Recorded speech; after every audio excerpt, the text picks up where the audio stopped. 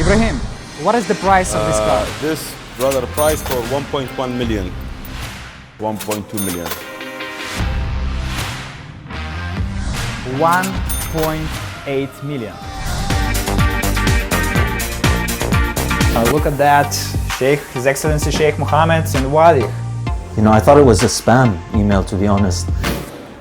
We said, okay, so I think we had 280,000 dirhams total money that we had, but I needed to pay the rent. This is the capital that you started from? Yes, it's 280,000 dirham. Yeah, and then we started. And that's it, you know, 2 guys, 1 driver.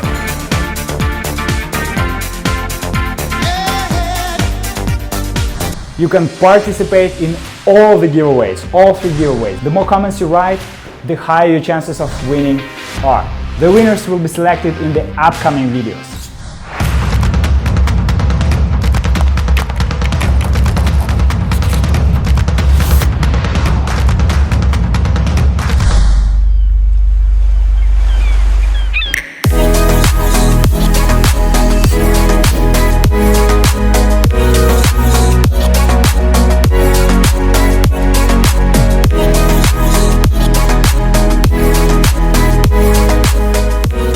Now we are going to one of the luxury VIP cars owner, renting car. His name is Ibrahim Assad. He's a very busy guy. We've been trying to find and chase him for 2 weeks. And finally, he found some time for us to showcase his business, and we want to do the fire content especially for you. Hello everyone, today we are inside Master Key Rent-A-Car and our guest is Ibrahim Assad, the founder and owner of Master Key Rent-A-Car and Master Key Properties. Ibrahim, what is the price of this car? This brother price for 1.1 million. This 1.1 million Bentley GTC V8S. Which year is that? There is a kit, 2016. 16.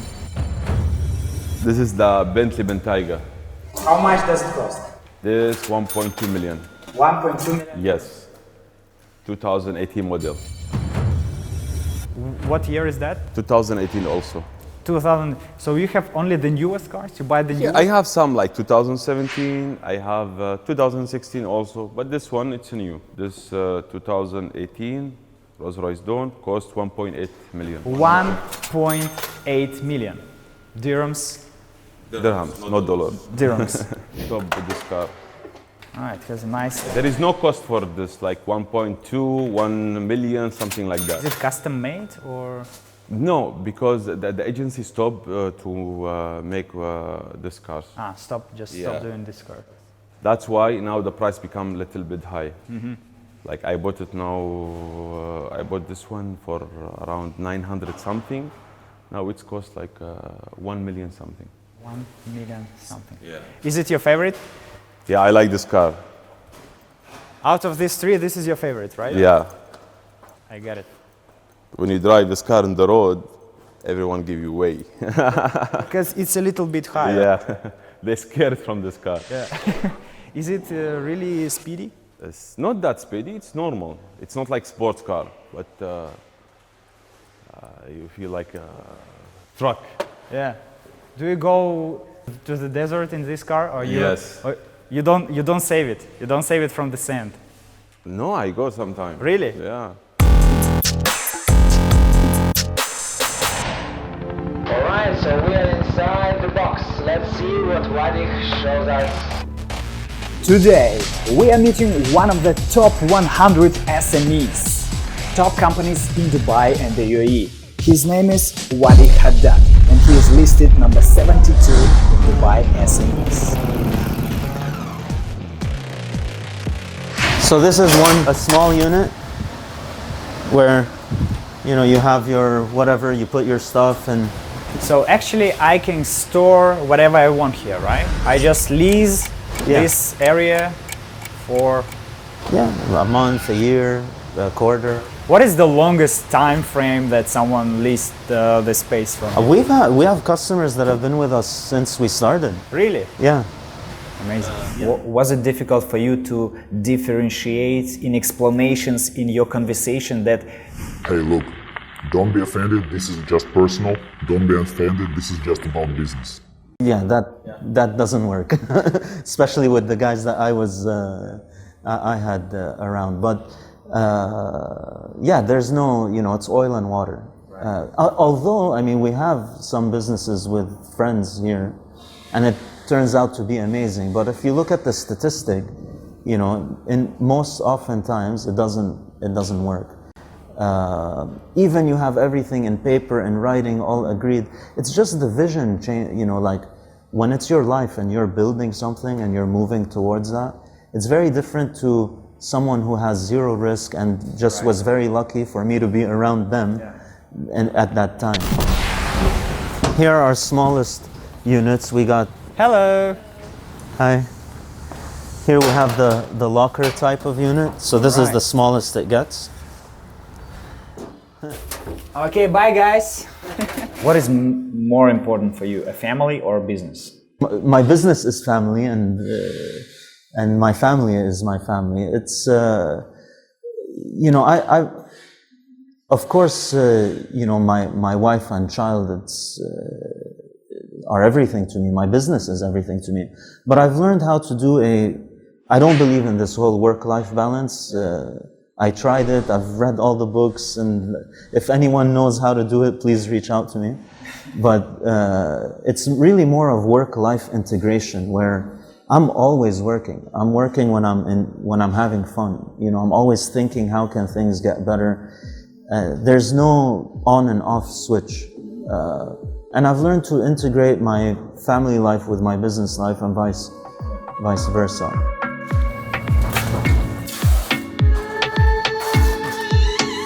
Isaac, smile to the camera. Security level is amazing. I see so many cameras around here. So if you have some storage to keep, your storage will be safe.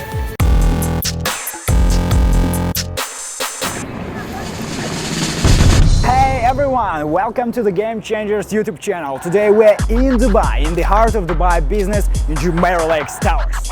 Today we are meeting the founder of 1762. He is one of the best restaurant business owner in Dubai, and he is listed number 11 in Dubai SMEs. So let's listen to his story, get some tips about doing business, and learn something new. Let's go. So we are inside 1762. So let's meet the owner, Manar Al-Juyushi. Manar, thank you very much for hosting us here in your beautiful restaurant. We are very happy to be here with you today. Manar, do you remember your first time about your first restaurant? Like, what was it? Where was it? How did you open it? Well, the first one was actually when we decided to move from Appetite, which is the catering, the delivery, into 1762. Right. So that was kind of like, what do we want to achieve with that? And then the thoughts came in. We got a lot of inspiration. We traveled, we went to Europe, we went to Asia, we looked around, and then we got a lot of inspiration. And then we thought where this could fit, and we looked at business areas. So the first actually location we picked up was in downtown Jebel Ali, which is in a business area. And we've done the design when we looked at the space. Kind of like when you look at a baby and you know how it's supposed to look like, and the name and what's all of these things, so you can actually see it. So this is how it happened. Yeah, why 1762? Yeah, the name was really funny because we wanted to have something that is representative of what we serve. Okay. And we wanted something different. So 1762 is actually the first ever time the word sandwich was written as a sandwich. So it's the year 1762. It was written in a newspaper that people went out on a picnic and they had cheese. I like when there is a story behind the name. So it's the year of the sandwich, and it's the first year of the sandwich. And this is what's happening because a big chunk of our business is about sandwiches. So this is who we are. This is actually a real bus? This is the real bus. That can go? Yes. This bus is actually licensed. It can go to where it's supposed to go. It's got a kitchen. This is actually a unique unit It's an original Routemaster, 1966. Yeah. We've done it to our specs. It's the only one that is in the same this configuration. It's the only one globally. Really? Yes. Nice. There is a lot of double-deckers from the same company that does them, but this is our own design for this Routemaster.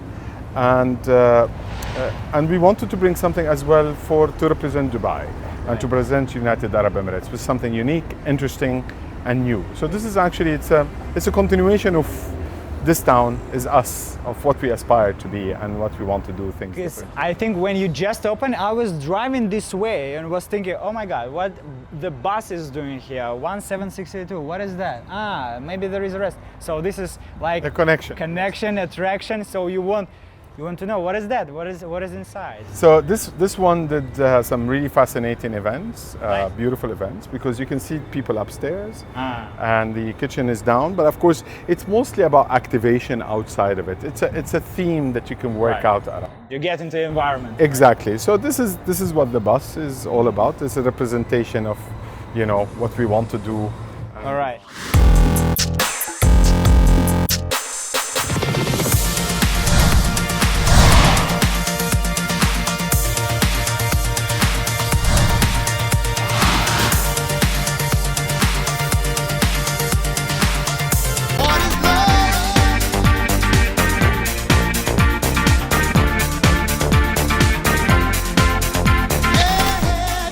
What would you recommend to those people who want to start business? Just to study before, study this business proper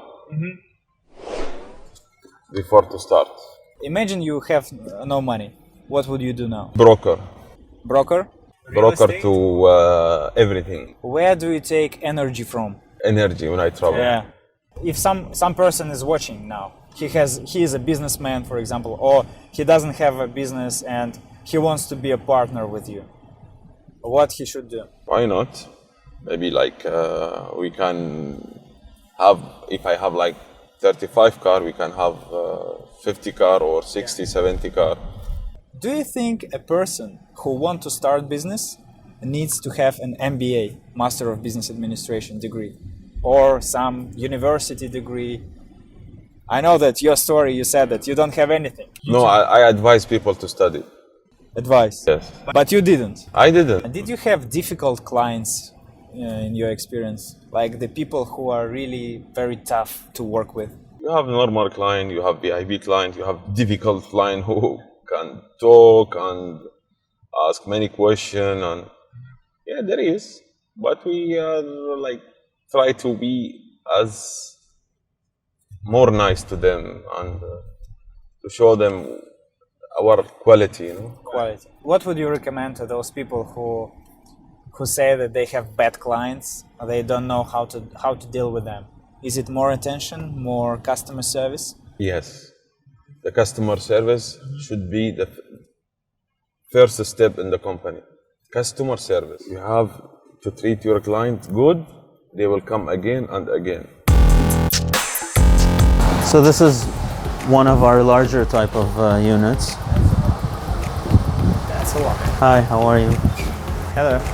How much is to rent So a space like this, approximately at least? I mean, it starts at 450 dirhams a month, and it can go up to 3,000, and then even the larger units go much higher than that. So you came to the UAE. What was your story from here? What did you start from?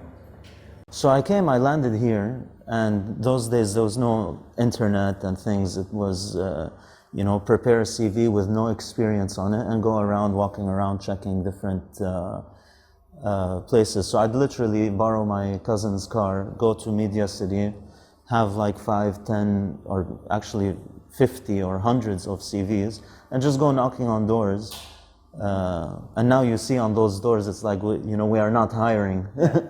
But you have to go, knock, put your CV, ask, the people around you if there's jobs available. And it was tough, and this was in August, so it wasn't really a nice time to be running around under the sun. You need some strength to survive. Yeah.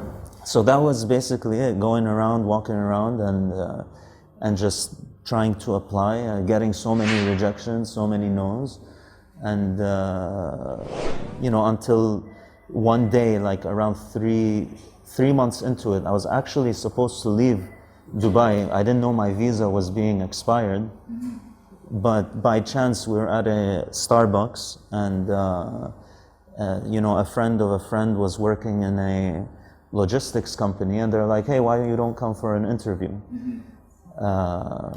And I did, and I got that job after doing many interviews, and it was a global logistics company, and it was great to start as my first job there. So this is your office in the corner, right? Yes. Please. All right, let's see what's inside. I think it will be something interesting here. I see that we have here 2 calculators, 1 book, many different notes, printer, lots of books again, and some photos. What are these photos about? So this one is actually, these are the first boxes I ever got. This is the birth of the box. So this is the start of box. All right, so you are working as a sales executive, and at some point of time, there is some thought in your mind, all right, I need to start business right now. I need to change something. I need to do something. When did it happen? What was the reason behind that? What made you come to this decision? Yeah.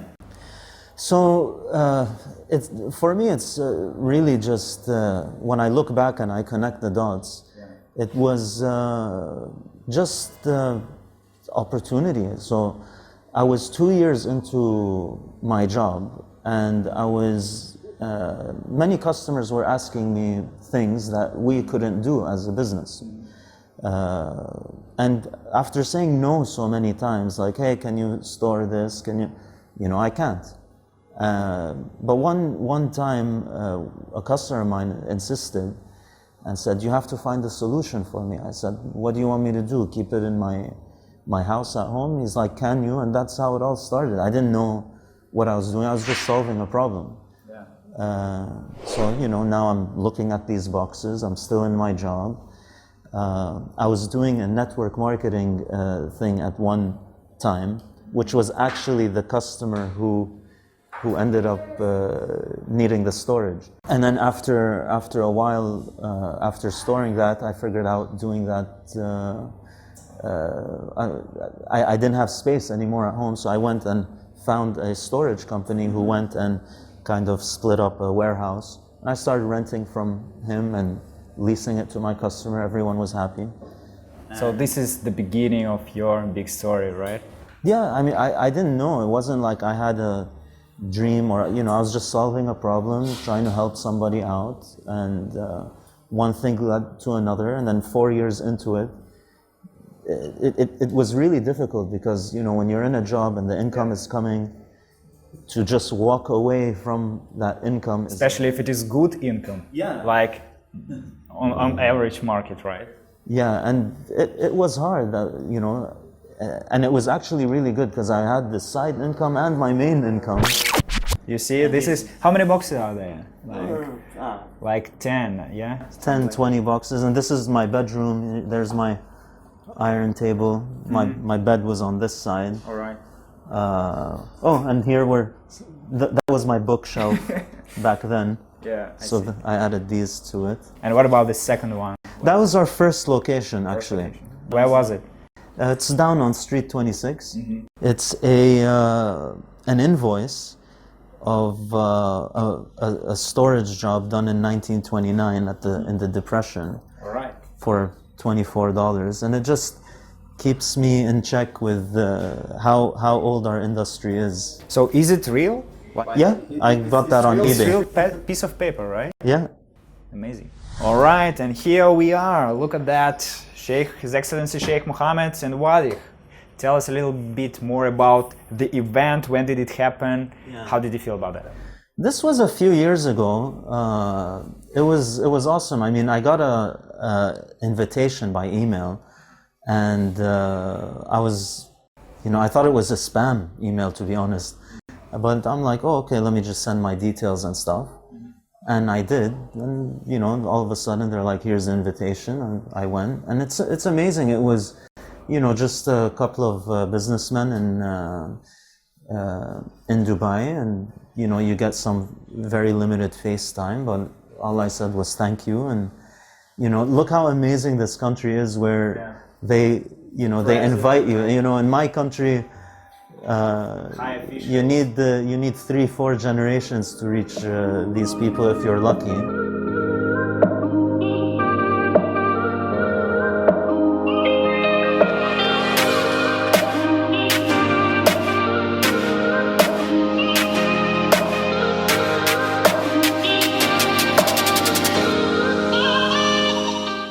you remember the time when you decided to start your own business, and what made you come to this decision?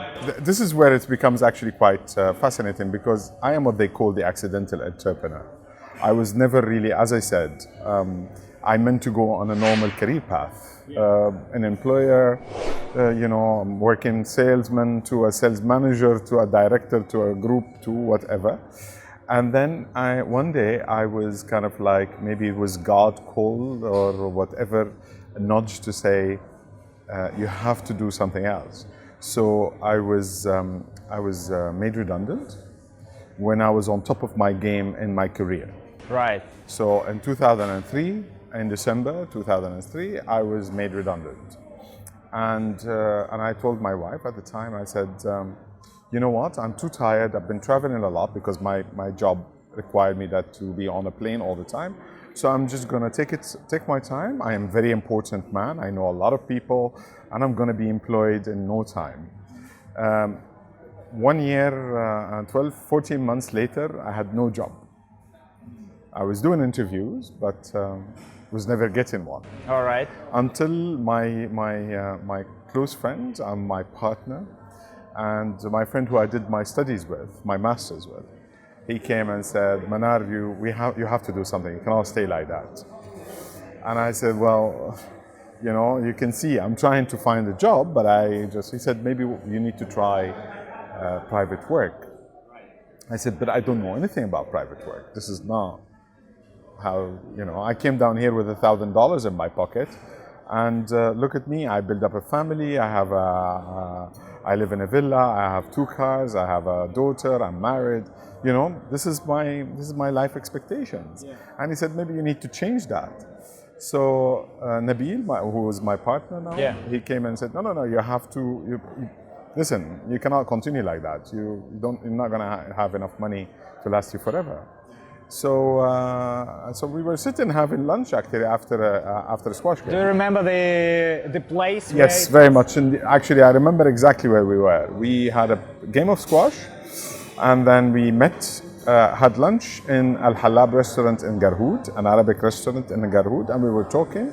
And his recommendation was to make an Arabic saj, you know, and do a few things. I said, no, let's do bagels, which is not something that is in United Arab Emirates.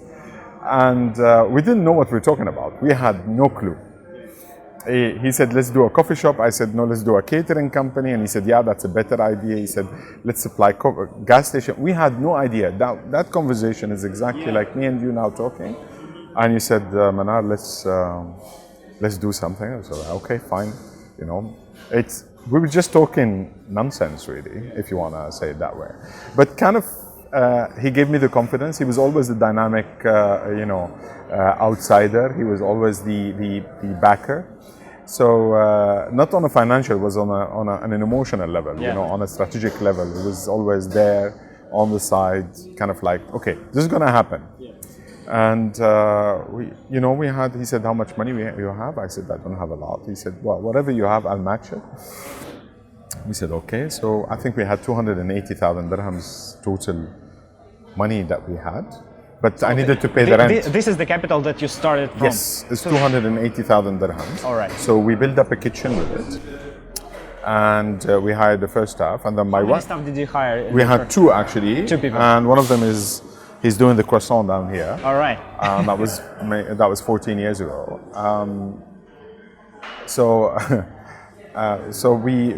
So we said, based on the initial calculation, which you always do, like, your Excel sheet looks fantastic.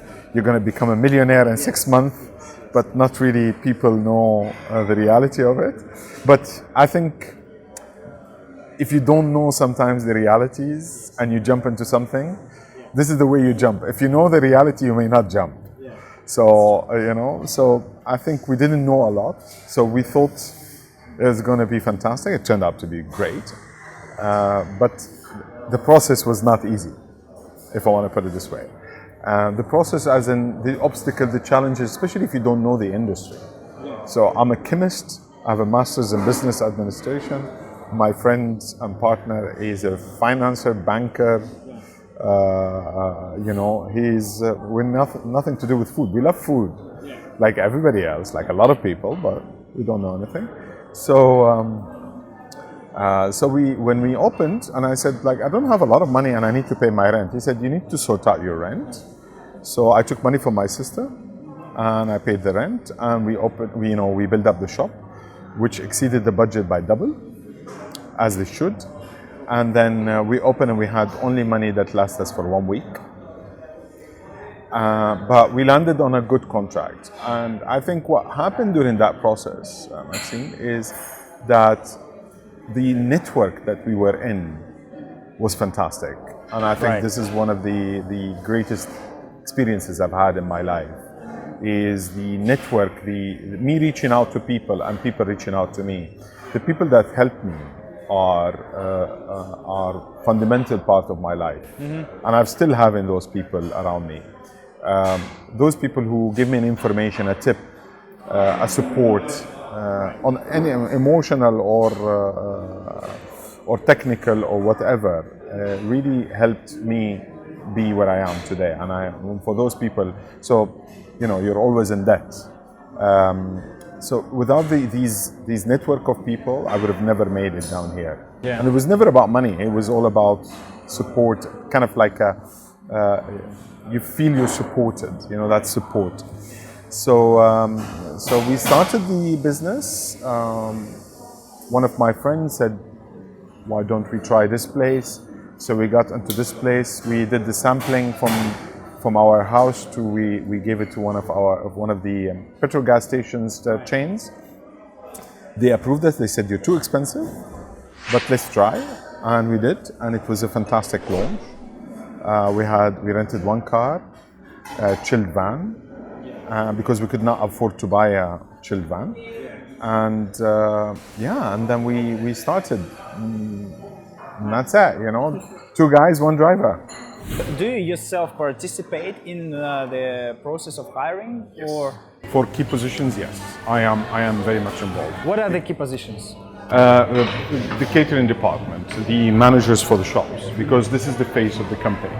So it's very important for me to actually be interactive. The chef, the product development, the people who are behind all the new items that we do, the QC, the quality control. So I really need to because each of these are the pillar of my business. If one of them is not right, and we are the strongest as the weakest link in our chain. So we have to be very strong.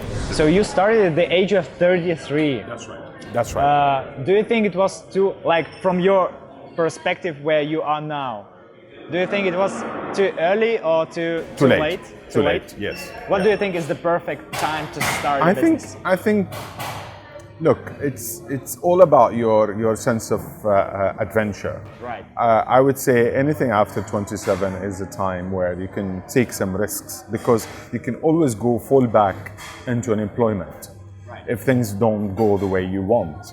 But if you are 33, by the time you work or not, you might need 3 to 4 years. And then you're out of a key time of your life into unemployment. So I would say 26, 27, 27, you have to give it a try. You have to really push yourself to go out and try it. Do you recommend for the startups, like for people who just want to start business or had already went through some way, do you recommend them to hire an HR manager or to outsource it from some HR companies? I'm a vertically integrated company. I like to have everything in-house. We never really used anybody from outside except in few occasions. When we start up, I did all the hiring as an HR manager until we were able to afford to have an HR manager. And during that time, we used companies that, recruiters, etc., to give us CVs, and we pay them for that matter. So I would suggest whenever you have the chance to have something, if you can afford it, hire it. Do it your own. Don't go and outsource a lot of things because you don't have the personalization that you want. And I have 255 employees. This is a lot of technicalities. There's the processes. There's a lot of things that needs to be followed, and I can't do this on my own, and I cannot outsource it to other people. So it should be in-house. So as well, depending on your work, if you are a small little company that you are maybe 10, 15 people, I think you don't need to, and I think as a small medium enterprise company, you can do it your own. But then once it becomes more complex and more people and more diverse, you need an HR manager, that's for sure. What is more important than money for you? I think the most important thing is ethics and values. Money is important to achieve things, but the values is what you live on and what you give to your children. Right. So I think the values and the ethics are the most important thing for me. What do you think about your kids? Do you want them to be businessmen or you want them to be professionals? Business. Businessmen? Yeah. Afterlife, when we die, when you meet with God, what would you tell him? Thanks God for everything, But you cannot meet the God. Inshallah, when we will go to paradise, inshallah. So you meet him there. Yeah, you cannot say your soul it will talk, not you. Yeah. But thanks God for everything. Yeah. Now we are here in the test. God give us test. Be a good person, pray for him, and that's it. You have to be a good with everything. God told you to do this, you have to do this. This is most important for me. What is more important than money for you personally? Time. Money, you can spend it and you can always make it back. But when you spend time, you can't get a credit note on time. Unfortunately. I would say invest it in yourself.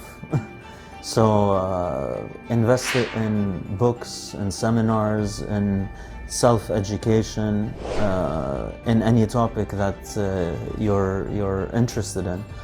Because the biggest value or returns you'll ever get is the knowledge that you have access to. And if you spend that money on yourself, I think you'll get high returns on that.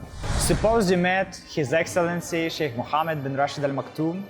What would you tell him, or what would you ask him? Or maybe you met him already. No, I've seen him. I've been so close to him many times.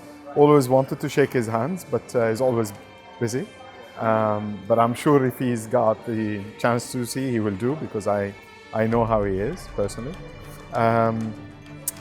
It's quite an interesting question. I think I don't have a straight answer for this. The only thing I can tell you, he's one of those very few men on earth that knows what's going to happen in the future. And I would like to ask him what he thinks is going to be. It's going to be fascinating to hear what he's going to say.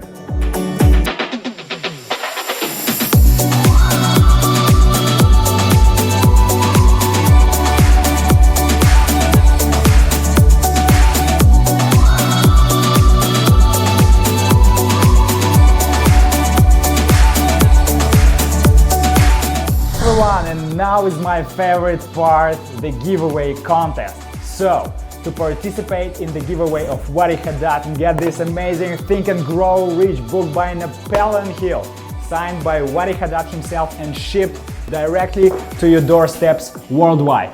First, you need to subscribe to our channel. Second, hit the like button and smash the bell.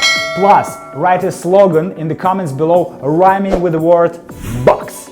To participate in the giveaway of Manar Al Jiyushi and get a free lunch plus 1 hour meeting with the owner of the 1762 restaurant, the top 11 businessman in Dubai, where you can ask him questions about life and business. So, you need to subscribe to our channel. Second, hit the like button and smash the bell. And third, write in the comments below an interesting item for the food menu that could add value or improve the menu of 1762 restaurant. Something interesting or that you would like to have in the restaurant. To participate in our giveaway and get access to start your own business in the UAE course, subscribe to our channel, like the video, and write in the comments below why you should get this course. What is the reason we should give it to you? Subscribe to my Instagram as well. You can participate in all the giveaways, all 3 giveaways. The more comments you write, the higher your chances of winning are. The winners will be selected in the upcoming videos. Let's go!